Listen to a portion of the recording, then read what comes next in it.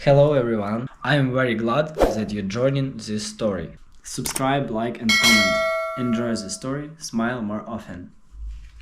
I don't know why she thinks she's so important just because she pays our bills. That's exactly what my mother said. In front of 50 people. At her own retirement party. And they laughed. Not all of them, but enough. Enough to make my ears burn and my heart drop into my stomach like a cold, heavy stone. I stood there, holding my glass of wine, smiling like it didn't sting, nodding politely like I hadn't just been gutted in the middle of a celebration I paid for. The room was filled with balloons, catered food, floral centerpieces, and a string quartet I'd hired because she always said she hated DJs. And somehow, I was still the joke. But I'm getting ahead of myself. You need to understand how we got there, how I became the fool who apparently thought love could be bought or earned, or at least acknowledged. It didn't happen overnight.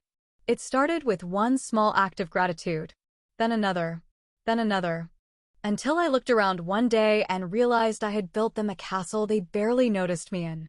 I was never the golden child. That was always Kyle, my younger brother with the easy smile and the reckless charm that made people forgive him for everything. Kyle didn't do much growing up, but somehow he still managed to be my mother's favorite. He could skip chores, flunk classes, blow money, even crash her car once, and still, he'd get a kiss on the cheek and a warm dinner. Me? I got lectures. I got reminders that being smart doesn't make you better than anyone. I got the cold shoulder if I spent too much time in my room studying, or worse, if I actually dared to talk about my dreams out loud. So I stopped talking about them. I just worked. I went to college on scholarships, juggled two part-time jobs, studied until my eyes ached, and eventually clawed my way into a consulting firm where the hours were brutal and the expectations even worse. I wasn't anyone's prodigy. I was just relentless. I ate failure for breakfast, poured coffee over my exhaustion, and kept showing up until I started making more than anyone in my family ever had. The first thing I did was pay off their credit card debt. Quietly.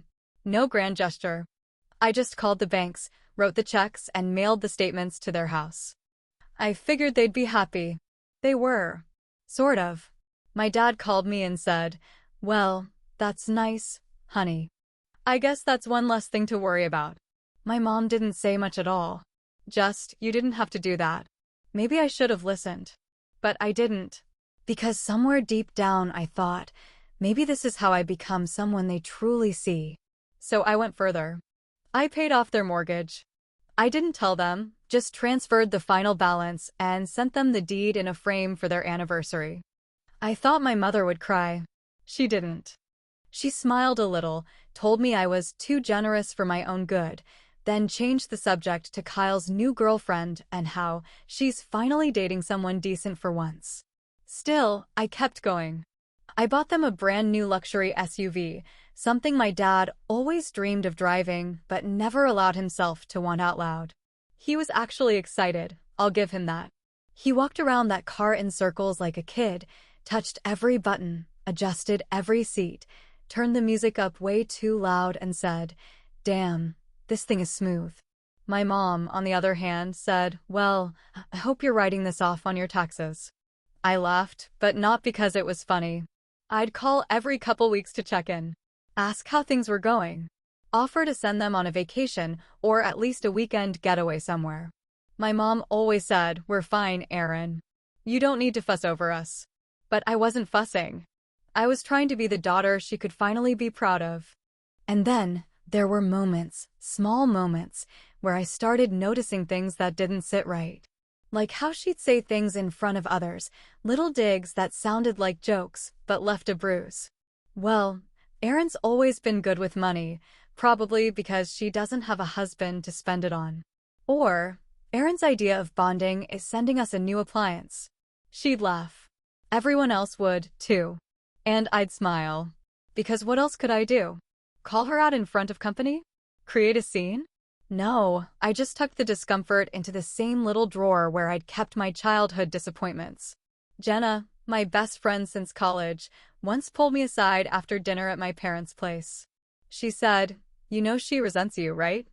I'm not trying to stir things up, but she doesn't talk about you like a proud mother. She talks about you like you're some stranger who won a lottery ticket she didn't think you deserved. I told her she was overanalyzing. But somewhere inside, I knew Jenna saw something I didn't want to admit. Still, I kept giving. Because giving made me feel connected. Like maybe I could rewrite our past with enough good deeds. Like maybe all the love I never got could be retroactively earned, one paid bill at a time. But nothing prepares you for the moment you realize your generosity was never love, it was just tolerated. Or worse, resented. And I should have known it was coming when, just 2 weeks before the retirement party, my mother looked at the anniversary gift I'd sent, an engraved watch set with their initials, and said, "It's beautiful, but you know we're not showy people." I smiled and said, "It's just a symbol. A thank you." She shrugged and replied, "You don't owe us anything, Erin." But maybe I did owe them something. Or maybe I just kept trying to pay off a debt that never really existed in the first place. Because love isn't supposed to come with receipts. And yet, somehow, mine always did. It's funny how you can give someone the world and still feel like they're holding a measuring tape to your worth, nodding politely while quietly deciding you'll never quite be enough, no matter how much you bring to the table. I started noticing it slowly, in small gestures that didn't scream disrespect, but whispered something colder, something emptier than gratitude ever should. It wasn't that they didn't say thank you. It was that thank you came hollow, like a routine, like brushing teeth or signing a receipt. No joy, no warmth, no moment of real connection. Just a vague acknowledgement and then back to talking about the weather or Kyle's latest minor inconvenience, as if nothing extraordinary had just been done for them. I bought my father a custom leather chair for his study, real mahogany frame, built for comfort, the kind of chair you sink into and feel like a king. He glanced at it, said, "Nice," and sat down without another word. My mother's response was even colder. "Looks a little bulky for the room," she muttered, straightening a curtain as if the gift was just another thing in the way. I told myself not to take it personally. That's just how they are. Not big on emotions. Not expressive people. But deep down, I knew. If Kyle had brought over a keychain, they'd have treated it like a family heirloom. I think it started when we were kids, when it became obvious that no matter how hard I tried, I would never be the child they adored. My mother used to say I was too intense, like wanting to succeed was some kind of character flaw. I was always reading, always trying to learn, always dreaming a little bigger than our neighborhood allowed. I'd win awards at school, come home proud, hoping for applause. But my mother would glance at the certificate and say something like, "That's nice, but don't let it get to your head." Meanwhile, Kyle brought home a participation ribbon from a community soccer game, and she framed it like it was a goddamn diploma from Harvard. There was one time, I was maybe 14, I made it into a statewide science competition. I remember that night so clearly because I was shaking with excitement. I was going to represent our school. I told my mom at dinner, expecting her to be thrilled, but all she said was, "Science is great, honey, but you're not going to turn into one of those girls who thinks she's better than everyone, right?" My father just kept eating, nodded, said, "Good for you," and that was that. Kyle, on the other hand, got a full page in the family photo album for making a high school jazz band he never even showed up to rehearsals for. Still, I kept pushing. I kept giving. Because a part of me believed they loved me, just in their own way. Not everyone's parents say, "I'm proud of you," out loud, right? Some people just aren't wired that way. That's what I told myself.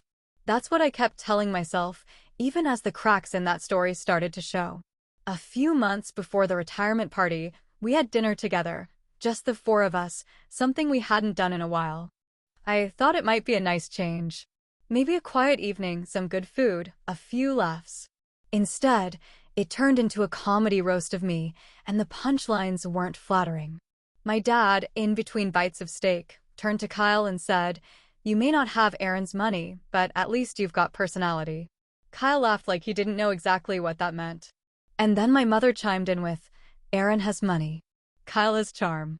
I guess God gives everyone something, right?" And they all laughed like that was some sweet family joke. I sat there smiling, pretending it didn't land like a slap. I took another sip of wine, laughed politely, and changed the subject. But that moment stuck with me, like a piece of glass under the skin, invisible but sharp enough to bleed if you press too hard. It wasn't just a joke, it was a truth wrapped in laughter, a little glimpse into how they really saw me. Not as a daughter, not as a person to be loved for who I was, but as a resource. A utility. The reliable one who could be counted on to keep the lights on and the cars running, but never quite warm the room. You ever feel like you've spent your whole life earning love in installments? Like every act of kindness is another payment toward a debt no one remembers giving you, but you keep paying anyway because you're scared of what happens when you stop? Have you ever been the one who gives everything in a family, only to feel like you still come in second place? Drop your story in the comments. This one's for you.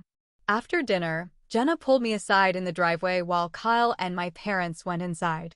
She lit a cigarette with one hand and looked at me with that expression she gets when she's about to say something I won't want to hear, but probably need to. "You know they don't respect you, right?" she said, exhaling smoke. "They don't see you. They see your wallet. That's it. You're not their daughter anymore. You're a walking ATM with a decent wine selection." I laughed it off then, said she was exaggerating. But when I got into my car that night and the silence wrapped around me, her words echoed louder than the engine. And somewhere deep in my gut, I knew she wasn't wrong. I just didn't know yet how loud that truth would become. There's something sickening about the way a room full of smiling faces can feel colder than an empty one, something cruel about how laughter can echo like a slap when you're standing in the middle of it, pretending it doesn't sting. I had told myself this party would be different, that maybe, just maybe, after everything I'd done, this night would be the one where my mother looked at me without that thin layer of dismissiveness in her voice, the one where she might, even accidentally, say something kind without adding a little jab at the end to make it sting. I should have known better by now, but I didn't. Or maybe I just didn't want to.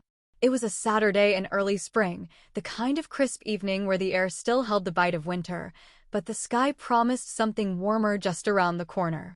I had planned everything down to the smallest detail, every flower arrangement, every bite on the hors d'oeuvres table, every song played by the small jazz trio tucked in the corner of the reception hall.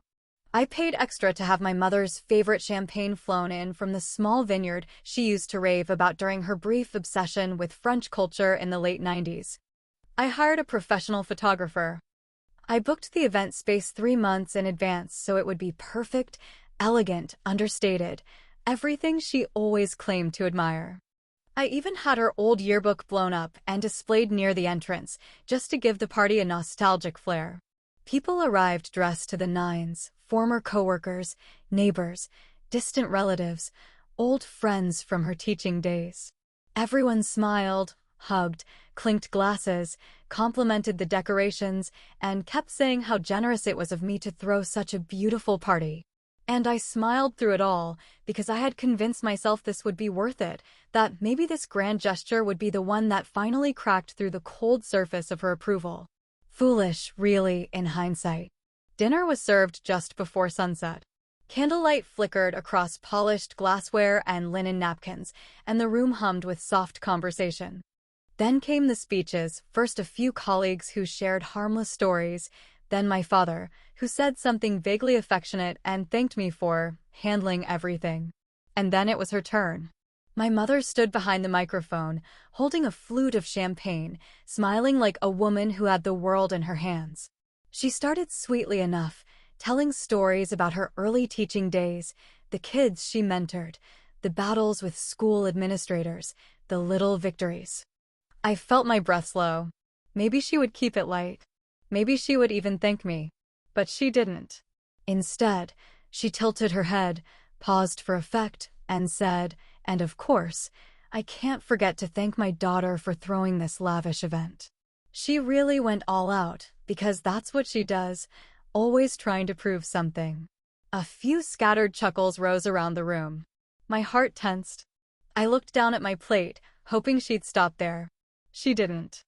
"Honestly," she continued, grinning like a comedian warming up, "we raised a fool who thinks she matters just because she pays our bills." Laughter erupted louder this time, fuller. Not everyone, but enough. Enough to make the floor feel uneven beneath my feet. Enough to make my throat go dry and my hands go cold.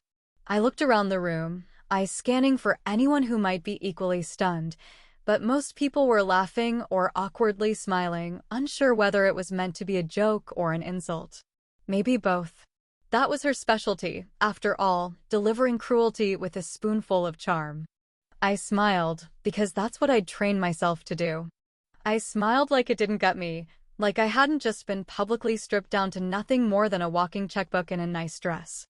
I didn't say a word. I didn't stand up. I didn't make a scene.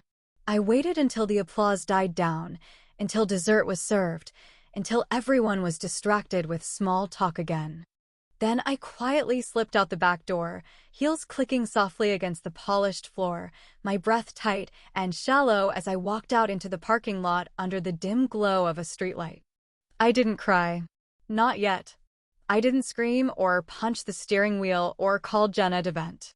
I just sat in the car in silence, hands still resting in my lap, and stared straight ahead at the empty road like it might offer me an explanation for what just happened. But all it offered was quiet. Something broke in me that night, something I didn't even know was still fragile. I had thought I was numb to her by now, immune to the way she could turn a room against me with just a few sharp words and a forced smile. But no matter how old you get, no matter how much money you make or success you stack behind you, part of you still wants your mother to be proud. And when she looks you in the face and calls you a fool in front of a room full of strangers, that part of you shatters. When I got home, I poured myself a glass of wine I didn't really want and sat at the kitchen table, staring at nothing for a long time. Then I opened my laptop. I logged into the accounts, mortgage, car payments, utilities, credit cards, all the auto-pay setups I had created over the years to keep them comfortable, keep them afloat, keep them from ever having to worry about money again. And I started clicking. Remove access. Cancel payment. Disable auto transfer. One by one, like turning off the lights in a house I was never really welcome in. I didn't leave a note. I didn't send a text. I didn't call to explain. Because for the first time in my life, I realized I didn't owe them that. The first day passed quietly, almost too quietly, as if the world itself hadn't registered the shift yet, as if the storm was still waiting somewhere behind the clouds, watching, biding its time. I didn't call. I didn't text. I didn't send the usual check-in message or forward the monthly statements or confirm if they'd received the grocery delivery I normally arranged without them even asking. I just vanished quietly, completely, like pulling a plug and watching the current die out without a sound. And honestly, it felt surreal at first, like I was holding my breath underwater, waiting to see how long I could go before they noticed the silence. 2 days passed, and I began to feel a strange calm creep over me, a sense of weightlessness I hadn't experienced in years. There was no mental checklist running through my head, no low buzz of obligation, no subtle anxiety about whether their bills were being paid or if my mother was going to guilt-trip me for not reminding her to check her insurance coverage. Just silence, clean and still, like walking into an abandoned house where all the noise has long since left. It wasn't until the third day that the first call came. It was from my father, which surprised me because he rarely called first, preferring to let my mother do the talking while he stayed in the background, offering the occasional grunt or lukewarm thank you. His number popped up on my phone screen, and I just watched it ring until it stopped. No voicemail. Just silence again. Then the others started coming. My mother once. Then again.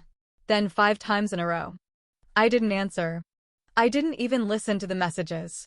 I knew what she would say, some mix of guilt-wrapped sarcasm and manufactured innocence, probably pretending she didn't even remember what she said at the party, or worse, pretending it was all a big misunderstanding. I had no interest in hearing her twist the knife again with that condescending little voice she used when she knew she'd gone too far but didn't want to admit it. By the 5th day, the calls were nonstop. Morning, afternoon, night, until the screen of my phone was lit up more often than it was dark. I turned it over on the counter just to keep myself from glancing every time it buzzed. And still, I said nothing. Then, on the 6th day, the messages changed tone. I got a text from Kyle, short and abrupt, Call mom. Now. I deleted it without responding. An hour later, another one came through. Her credit card declined at the grocery store. What the hell did you do? I almost laughed out loud when I read that. What did I do? I did exactly what any fool would do when they finally wake up and realize they've been played like a damn ATM machine for years, shut it off and walk away. So I typed back one line, no punctuation, no fluff, ask your charming ass to pay the bills now. The next text was pure rage. A string of accusations, curses, and veiled threats about how I was leaving our parents in a bind and acting selfish and cold. As if I'd just abandoned two helpless people in the middle of a war zone, instead of simply withdrawing my financial lifeline after being ridiculed like a performing dog. I didn't reply to any of it. I didn't need to.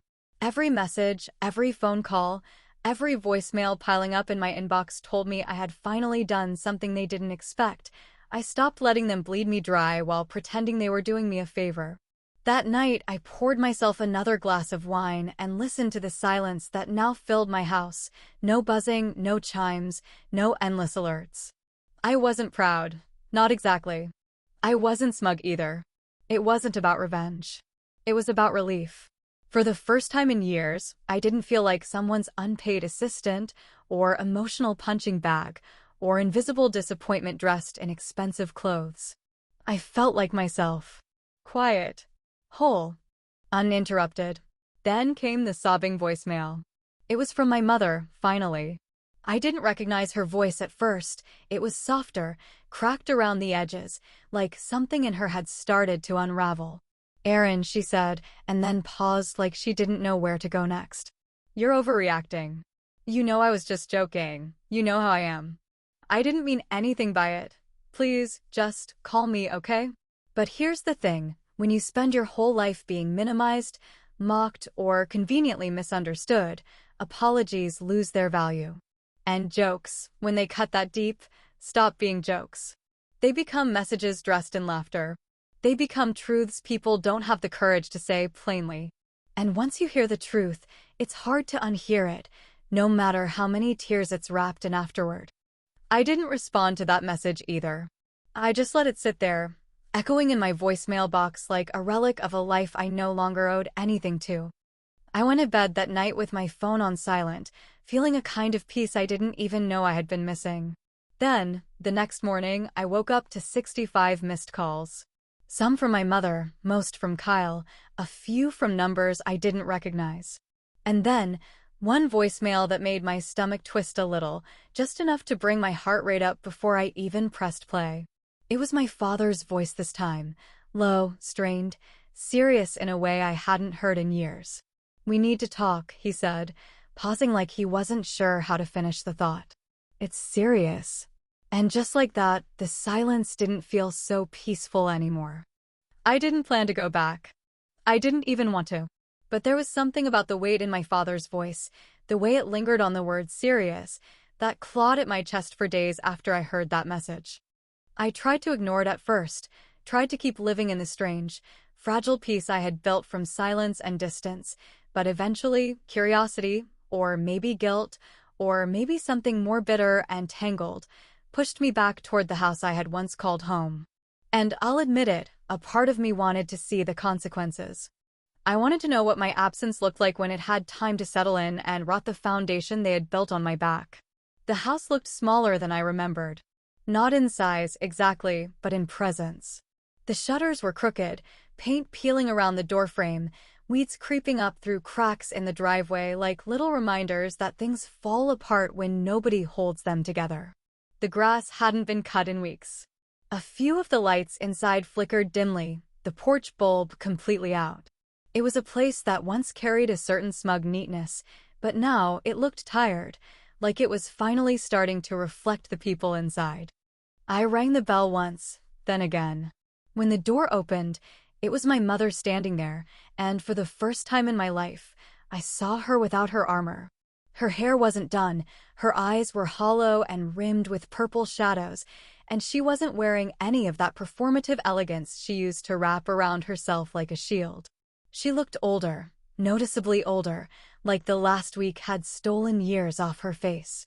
She stared at me for a second, like she couldn't believe I had actually shown up, then stepped aside without a word. The living room was worse.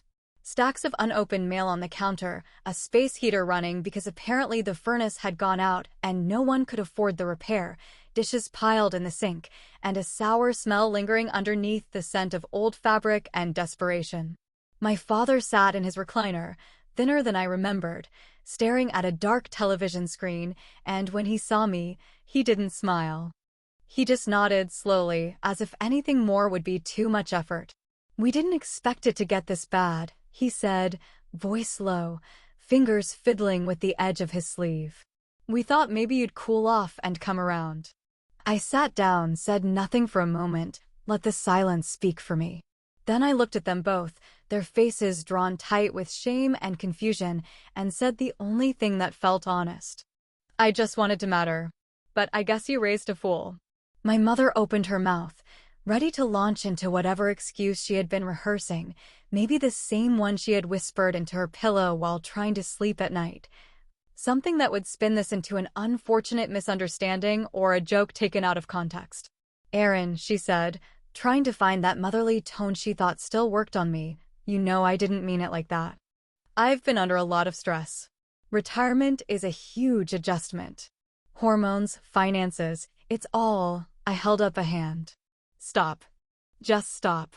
She blinked, stunned by the interruption. "You didn't say what you said because of stress. You said it because you meant it. Because that's how you've always seen me. I was never your daughter, I was your insurance policy. You don't love me. You tolerated me until I became your retirement plan."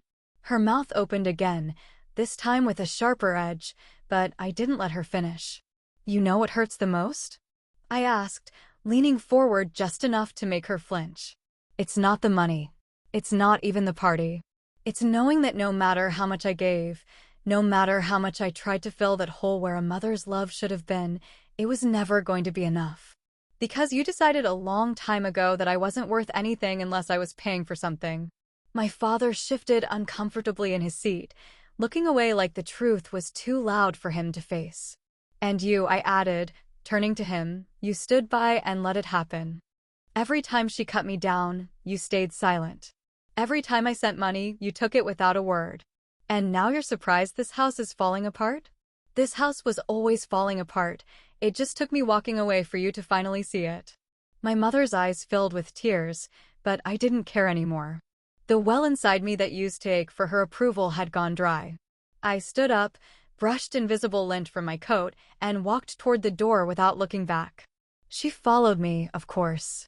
Called after me, begged, said things like, "We didn't mean it," and "We're still your parents," but it all sounded like static, like a broken radio trying to play a song I didn't like anymore.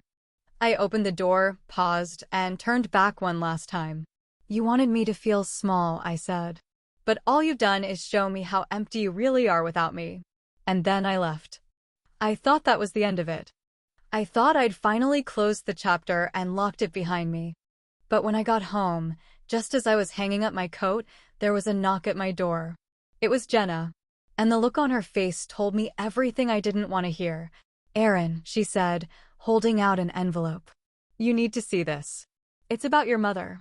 There are moments in life that don't arrive with a loud bang or some dramatic crash of consequence, but instead slide in quietly through the smallest cracks, carrying a weight so heavy it presses into your bones before you even understand what it is.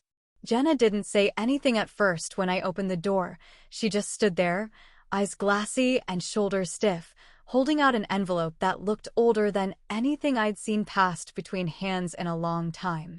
The paper was yellowed slightly around the edges, not from age exactly, but from time spent forgotten, tucked somewhere out of sight and out of reach. There was no stamp, no return address, no real markings at all, just my name written in a handwriting I'd recognize anywhere, even after all the years of reading grocery lists and birthday cards signed without warmth. "Where did you get this?" I asked, though my voice didn't feel like my own. Jenna looked down at her shoes, then back up at me, her lips parting slightly before answering. "She gave it to a mutual friend years ago," she said softly, as if speaking louder might rupture whatever delicate thread was holding the air between us. Said she didn't know if she'd ever have the guts to send it. Our friend just found it again. Said it was meant for you. I thought, you deserve to read it. I took the envelope slowly, fingers trembling just slightly, and stepped inside without another word, leaving Jenna to follow me in silence.